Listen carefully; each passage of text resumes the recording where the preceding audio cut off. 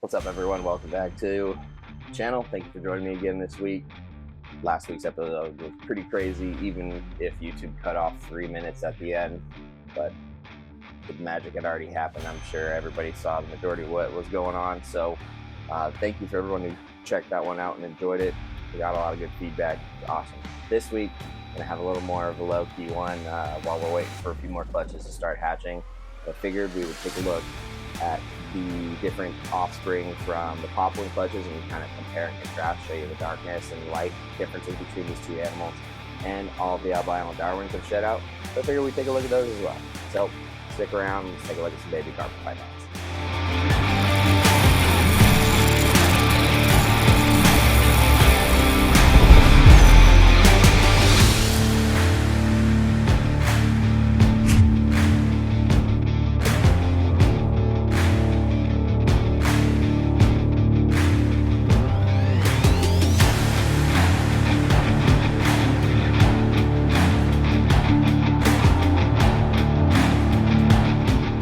One of the first babies from the first of two Papuan clutches. This one is the SPK to autumn pairing.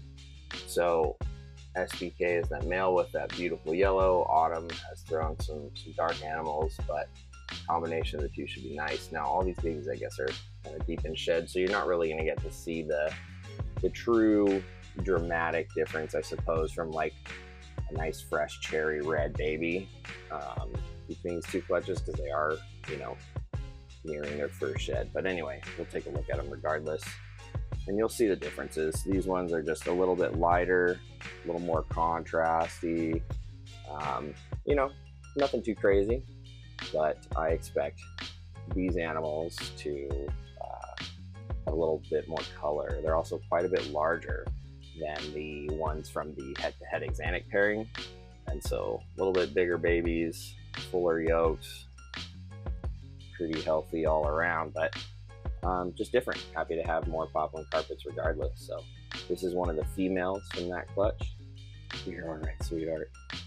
And that clutch ended up being 1.10, so there's only one male from that clutch and 10 females, so this is one of the very, very many females in that group. So nice big healthy babies, should be due to shed probably, I don't know, 3-4 days. So we'll see. So let's take a look at another one. Here's another big girl from that bunch. Beautiful red eye on her. Anyway, really awesome snakes. This is again another one of those same clutch as the last animal. Nice big healthy female. Lots of good heavy pattern there. Should make for some beautiful babies, but I'm really curious to see if any of them get that yellow hue that Dad has, and if that passes on at all. It'd be pretty sweet to see.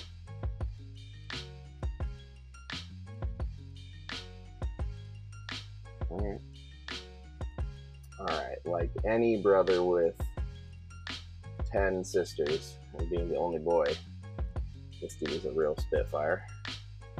Pretty happy about him. He's awesome looking.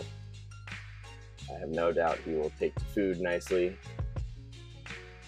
He's a good dude. Again, he was the last one out and the only male, so really excited to see if he looks anything like Dad. He won't be going anywhere, as is my tradition to keep at least a pair from every new pairing that I produce. So we get to see how this guy develops, and then figure out which of his sisters is gonna stay.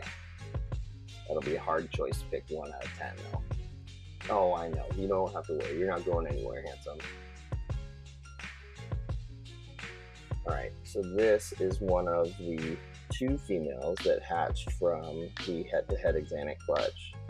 Last season we only got 4 animals and it was 3.1.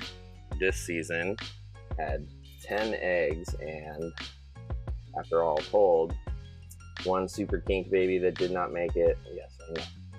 And then 3 dead in the egg. So we actually didn't have as great of results as I thought. We had a better clutch. And as you can see, these things are real feisty, defensive, but much darker than that first clutch. You know, these are not as far along into their first shed cycle yet, and still much darker. These are all, you know, Pos het Xanax, but the odds ratio went in the opposite on this one. We got 4.2, no visual Xanax, unfortunately, which sucks. That's 2 years in a row striking out, going for the visual Xanax, but maybe that will be the motivator I need to actually get a visual breeder male from somebody else and start improving my odds for this project a little bit. But what are you gonna do? Either way, I'm happy to have some more beautiful Papuan carpets, but I don't think I'll be keeping any of these again. We'll see. You never know. The babies from last year have been really coming into their own, showing lots of beautiful colors. So Papuan carpets are amazing regardless, but really hoping for that visual Xanax. What are you gonna do? But much darker, really sweet looking though. We'll see how they start coloring up, and a bit smaller, but not by much. This is more like average Papuan or average carpet size in the 20-22 gram range. So this is one of the boys from the head-to-head Xanax pairing, and he is real tiny.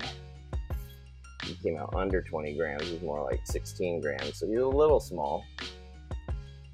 But he's got some cool pattern. He's got some striping towards the tail. Again, very dark like his siblings. A little bit darker than the other clutch, but still has great potential to be a wonderful Papuan carpet nonetheless. And again, 66% Pos het Xanax until we, you know, figure out what's going on with that gene in the Papuans and do all the genetic work to confirm it, which I have all those sheds sent out and just waiting to see what's next from RGI, by the way. See if they want more, but what can we do? So then we'll just keep studying. But yeah, these guys are yet to have their first shed and first meals yet, only maybe a week or so old. So yeah, these will probably be ready by this fall at the earliest.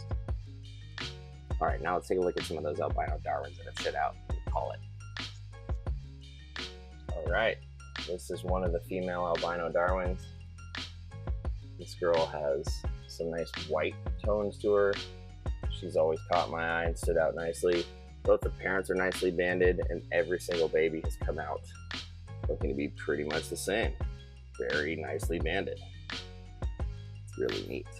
If you shine the light through them just right, you can see right through them a little bit and see their organs and everything like that. It's pretty neat. But as these age, they will turn more yellow and orange, and more color will come in. It won't look like these orange-ish pink rusty things. It'll be very, very cool, and it's neat to watch them really come into their own. This girl is one of my favorite ones out of the babies. Just seems to have always caught my attention. She's really chill. There are some really feisty ones in there that are some nippy little guys, so I'm hoping that means they'll eat well. I've heard that Darwins can be a pain to get started, so up for the challenge, but I have faith. This girl, just a stunning example. All right, and this is one of 4 of the males. The clutch had 4.8, so we had 4 boys, 8 girls. Pretty great ratio if you ask me. And this guy has more of this orange and purple color tone to him, which might translate to a little bit more pinks and pretty colors as an adult, but I don't know yet. But this is, again, a really nicely banded animal, beautiful albino Darwin. There's some beautifully banded parents. Couldn't be happier about this clutch. I mean, not only is it my first time breeding Darwins, but they're albinos, and I had a great ratio. I had 4.8, which is like almost as perfect as you want, especially when people are hitting you up for females or pairs. I just, yeah, very happy about the whole experience. So really looking forward to their feeding trials coming up here. Actually going to be offering them food tomorrow for the first time. So we'll be reporting back and seeing how they do afterwards, but I'm excited to see them get going. Really excited to watch them go through the first few sheds and experience that. So very, very happy. The season has been completely full of ups and downs, and the highs far outweigh the lows. In fact, you know, as human nature, we tend to remember the train crash more than the positive stuff, and in this case, it's easy to forget all the negatives when you're having such a great season with all these positives. So, all right, well, I'm going to keep this one short. Hopefully YouTube doesn't cut it off again this time. Don't forget to go check out my sponsors, Heli Guy Serpents and Reptiles Express. Get some of those 3D purchase shipped with the best. You know what to do with those guys. Don't forget to go support USARK. They're the only organization out there supporting our rights to keep these animals. So a little bit of support goes a long way. If they support us, we can support them. So you'll become a member of USARK and USARK Florida if you are not. And if you'd like to get exclusive access to insider info, perks access to babies, things like that, over here, look me up on Patreon, just Riley Jimison. And we've got a really awesome community growing. Obviously lots of snakes growing, so come join the fun. Look forward to getting to know more of you and introducing you to the world of Morelia. I'll catch you guys next week. Hopefully we'll have some jungle carpets hatching, some more exciting news. The Gretel's eggs are doing really well, so onwards and upwards.